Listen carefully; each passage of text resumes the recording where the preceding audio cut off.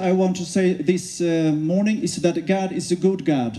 Ariko icyo nagomba kuvugana namwe kano gatondo nuko Imana ari Imana nziza. He take care of us. Ni Imana itwitwararika. I grown up in a pastor's family.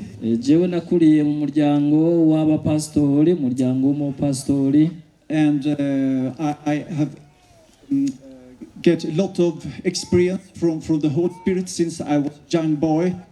Kandi nagiriwe ubuntu bwo kuzwa mpwemu yera nkiri umuhungu muto. When I was 10 years old, nari mfise imyaka 10 y'amavuka. I get baptized in the Holy Spirit. Niho nabatizwa muri mpwemu yera. Speaking in tongues. Ntangura kuvuga mu ndimi.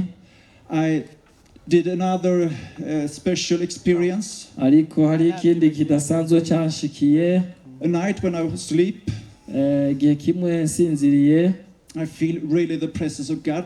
Niho Imana yangendera. That someone come from the heaven into my room. Hariho uwaje ava mu ijuru arinjira mu cyumba canje. Lay the hand on my back. The hand on my back. Acha ankora ku mugongo wanje. And my body get warm. Hanyuma umubiri wanje wose urashuha. I can't explain, but it was a special experience. Byari ibihe bidasanzwe narimbayemo. Then I grown up. Ndashishikaye. Then when I was 26 I get married. Nashishikaye gukura maze imyaka 26 y'amavuka nshanduba ku rugo. And we served to the Lord. Dushishikara gukorera Imana mu muryango turi mu ishengero. And you know, I've been a pastor for 32 years. Kandi murabizi maze imyaka 32 n'umupastor. And I'm so thankful to God what I have seen in my service from him in these years. Kandi nashimira Imana ivyo inkoresha mu ishengero ryayo. And me and my wife, we were strong together serving the Lord. Twebwe jewe n'umufasoni wanje twari dukomeye mu gikorwa cy'Imana. We got 3 children. Twufise abana batatu. Wonderful children, 1 son, 2 daughters. Dufise umuhungu umwe n'abakobwa babiri, abana beza cyane. But the day before Christmas 2014, umunsi umwe mbere yuko Noeli ya 2014 ishika, everything was changed. Ibintu byose byaciye bihinduka. My wife died. Umufasoni wanje aritaba Imana. I've been married for 20 years. Twari tumaranye imyaka 20. We served the Lord together. Kandi tugakorera Imana turi hamwe. We had a blessed life. Kandi twari twarose ubuzima buri mu muhezagiro by'ukuri. But things was changing. Ariko ibintu bica birahinduka. This was the darkest time in my life. Niho naciye mu bihe bigumye cyane by'umwijima mu buzima bwanjye. I was broken. Umutima wanje wari wavunitse. In the sorrow time it was so dark.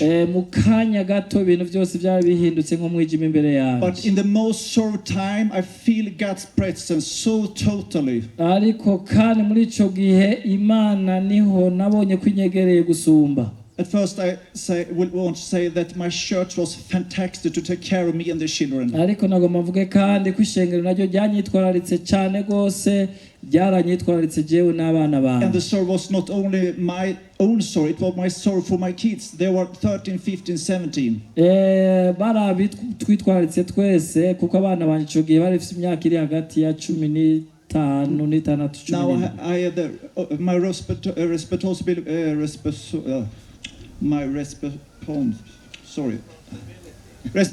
yes. Yeah.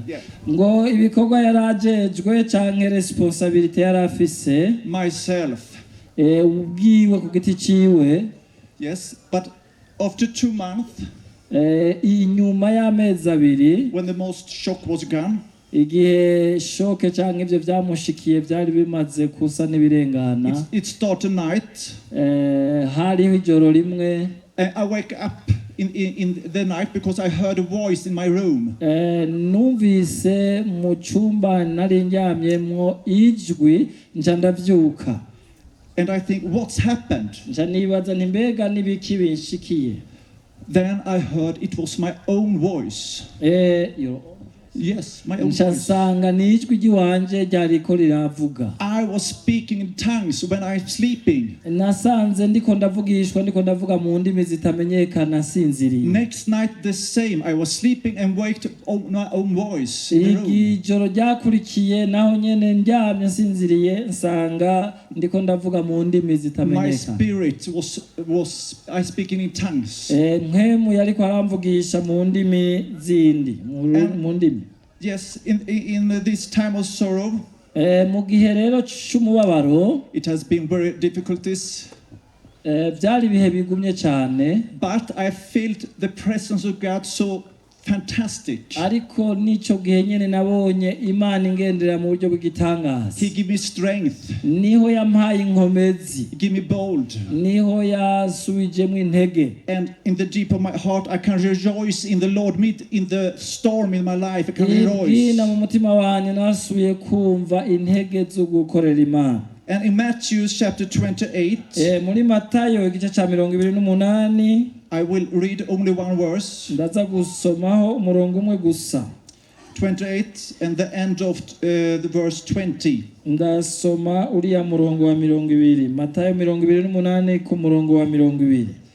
And surely I'm with you always to the very end of the age. Matayo 28 umurongo wa 20 ariko kuri B havuga ngo umve ndi kumwe namwe iminsi yose gushitsa ku muhero w'isi. Surely I'm with you always. Mubimenye mudakekeranya ndi kumwe namwe iminsi yose. To the very end of the age. Gushika ku muhero w'isi. I have my own experience. Ivyo ni ibintu mfise nk'ivyo nshobora gushingira intahe mu buzima bwanjye. God has always been good to me. Imana yabanye nanje kandi yabaye nziza kuri jewe ibihe byose. He's always have been very close to me. Imana yabanye nanje yabaye hafi yanje igihe cyose. When I was lonely sharing the sorrow, igihe cy'umubabaro naciyemwo, the presence of God was so near.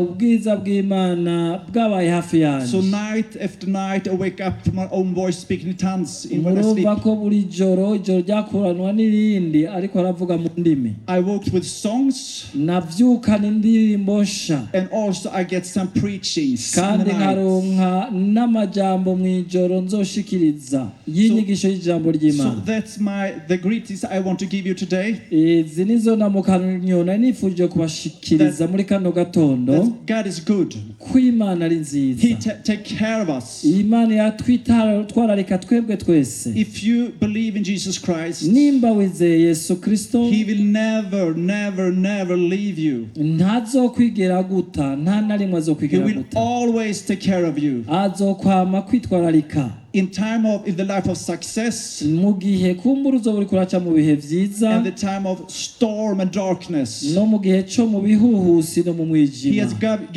gave us these promises. Yaraduhaye iri sezerano. He will be with us all the time. Azobana natwe ibihe byose. So with this short preaching I want to just say this word: God is with you. Muri iyi ndamukanyo yanje ubutumwa bwiza bugufi ndagushikirije ivuga ngo Imana iri kumwe natwe iminsi yose. Trust in God Almighty. Trust in God Almighty. Wame wizigira Imana ishobora byose. He has the control. Niyo ishobora gukontorora byose canke ibona byose. God bless you all. Imana ibahezagire mwese. Amen. Amen. I want to end with pray. Tugomba dusenga Imana. Thank you, Lord, for this morning. Urakoze Mana kubwa kino gitondo. Thank you for this worship. Urakoze Mwami ko abantu bakoranye baje kuguhimbaza. Thank you for this church. Urakoze kubwira ishengero. Thank you for my brothers and sisters. Urakoze kuri abavukanye banje we Mwami. And first of all, I say thank you, Lord. Mwami hejuru ivyo byose ndagushimiye ndagushize hejuru. That you always be with us. Ko wewe uri kumwe natwe iminsi yose. You will never leave us. Ntuzokwigera udutanamba. Thank you for your promises. Urakoze kubwira isezerano ryawe ryiza. That you always will take care of us. Kandi ko utwitwararika twebwe twese. Thank you, thank you, thank you. Urakoze. And I bless my sisters and brothers. Ndasabye guhezagira aba bapfasoni n'abagabo. Bless them. Umwami wahezagire. And you know every every woman, a man, urazi umufasoni ari ngaha n'umugabo ari hano where they are in the life. ko bamerewe mu buzima bwabo. You know the thoughts, mu ntambara bariko baracamwo your hearts, mu mitima yabo. their hearts. Thank you. We can give our lives to you. Mwami twemeye kuguha ubugingo bwacu, And in your hands we are protected. ni mu biganza byawe honyine dushobora gukingirwa. And we will not fear. Ngaho niho kandi tudashobora kugira We can ubwoba, trust you. turashobora gushishikara kukwizera. So once again, bless my sisters and Mwami brothers. ndongera gusaba ugira kandi ngo uhezagire aba bavukanye banje In Jesus' name. mu izina rya Yesu Amen. Kristo. Thank you. Thank you. Murakoze.